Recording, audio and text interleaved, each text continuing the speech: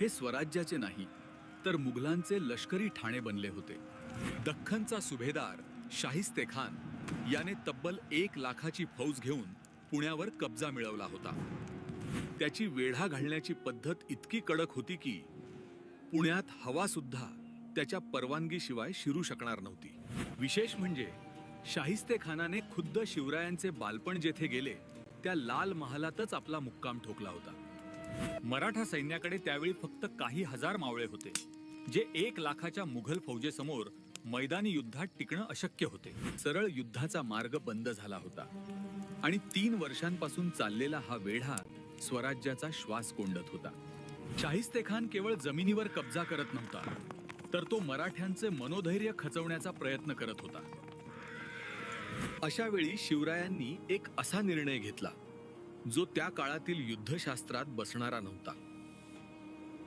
ते ठरवले होते, गनिमाच्या छावणीत घुसून थेट त्याच्या सरदारावरच वार करणे.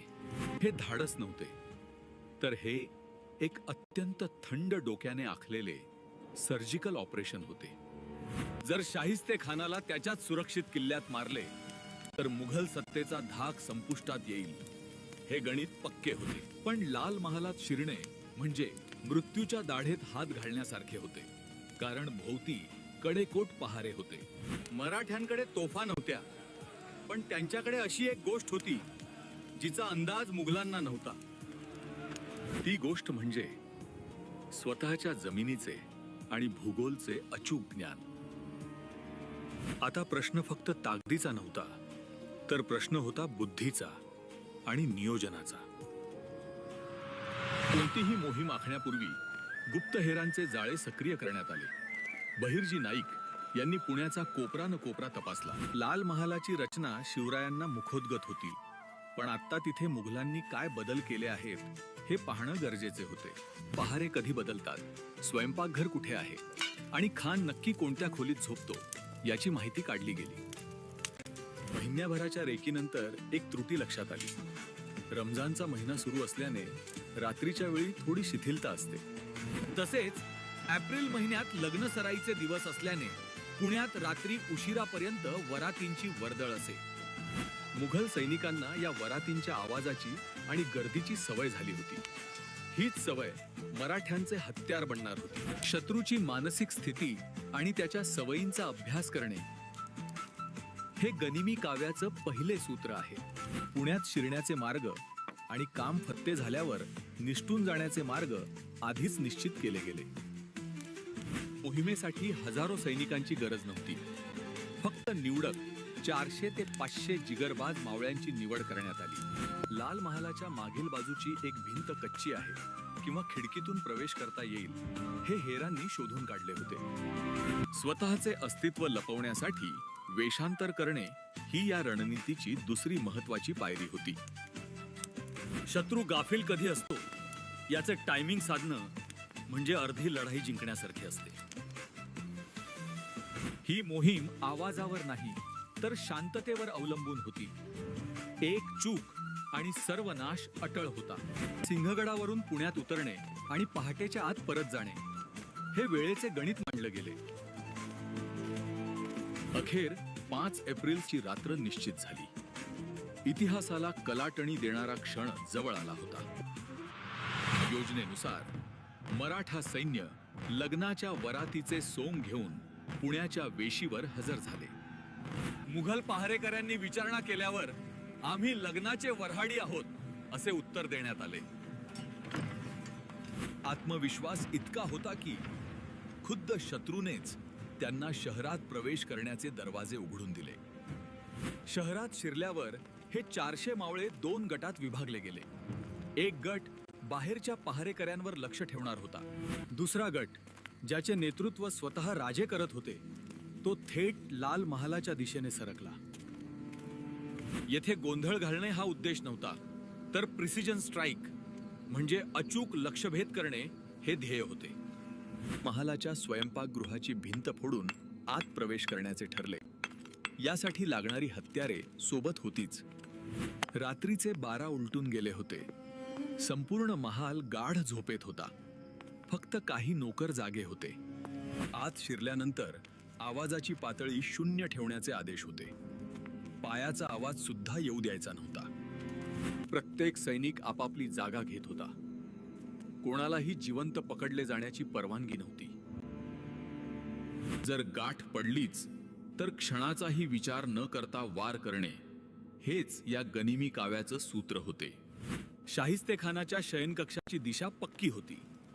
आता फक्त तिथे पोहोचण्यात जनानखान्यातून जावे लागणार होते. पण स्त्रियांना धक्का न लावण्याचे स्वराज्याचे संस्कार पाळले गेले. जेव्हा भिंत पडल्याचा थोडा आवाज झाला तेव्हा काही सेवक जागे झाले, पण तोपर्यंत उशीर झाला होता. मराठा वाघ आता शिकारीच्या अगदी जवळ पोहोचला होता. योजना अंमलबजावणीच्या अंतिम टप्प्यात होती. भिंत फोडली गेली. मराठा सैन्य महालाच्या आत घुसले. शांततेचा भंग झाला. दुश्मन दुश्मन अशा किंकाळ्या फुटल्या. झोपलेल्या मुघल सैनिकांची पळापळ सुरू झाली. महालाच्या अरुंद बोळांमध्ये मराठ्यांच्या तलवारी तळपू लागल्या. खानाला समजण्याआधीच त्याचे रक्षक मारले गेले. राजे थेट खानाच्या खोलीत घुसले. समोर साक्षात मृत्यू उभा पाहून शाहिस्तेखान खिडकीकडे धावला. प्राण वाचवण्यासाठी खिडकीतून उडी मारताना शिवरायांच्या तलवारीचा एकच वार पडला. त्या वाराने खानाचे प्राण तर वाचले, पण त्याची 3 बोटे छाटली गेली. मुघल सत्तेवर हा कायमचा कलंक लागला.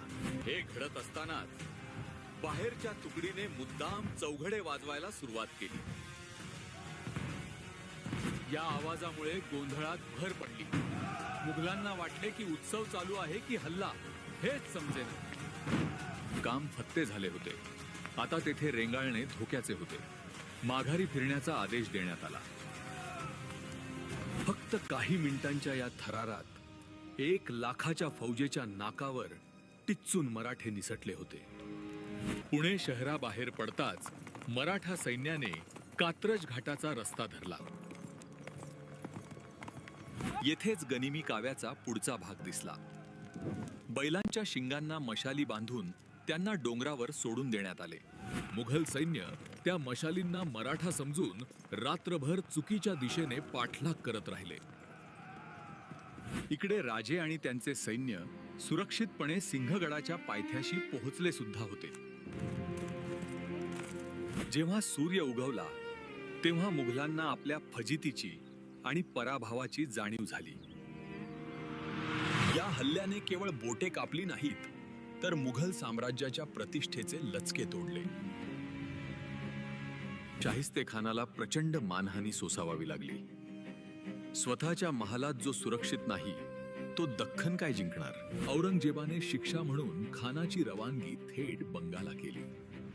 एका रात्रीत पुण्याचा वेढा विरघळून गेला. यालाच आधुनिक भाषेत लो इंटेन्सिटी कॉन्फ्लिक्ट किंवा सर्जिकल स्ट्राईक म्हणतात. हीच पद्धत पुढे तानाजी मालुसरे यांनी सिंहगड जिंकताना वापरली. गुप्तता आणि अनपेक्षित हल्ला. सुरतेच्या लुटीमध्येही वेगाने हालचाल आणि शत्रूला सावरण्याची संधी न देणे हेच तत्व वापरलं गेले. संख्येने कमी असूनही बुद्धीच्या जोरावर बलाढ्य शत्रूला कसे नमवता येते याचं हे उत्तम उदाहरण. सभासद बखरीत या घटनेचं वर्णन वाघाने शिकार केल्याप्रमाणे असे केले आहे. आजच्या आधुनिक कमांडो ऑपरेशन्सची बीजे शिवरायांच्या या गनिमी काव्यात 350 वर्षांपूर्वीच रोवली गेली होती. लाल महालाचा हल्ला हा केवळ सूड नव्हता, तर ती स्वराज्याच्या अस्तित्वाची गर्जना होती. यामुळे मावळ्यांमध्ये असा विश्वास निर्माण झाला की मुघल अजय नाहीत, त्यांना हरवता येते. भीतीचे पारडे फिरले. आता मुघल आपल्या छावणीत सुद्धा रात्री डोळ्यात तेल घालून पहारे देऊ लागले. हे युद्ध भूमीसाठी नव्हते, तर ते अस्मितेसाठी होते. आणि ती अस्मिता या हल्ल्याने पुन्हा जागी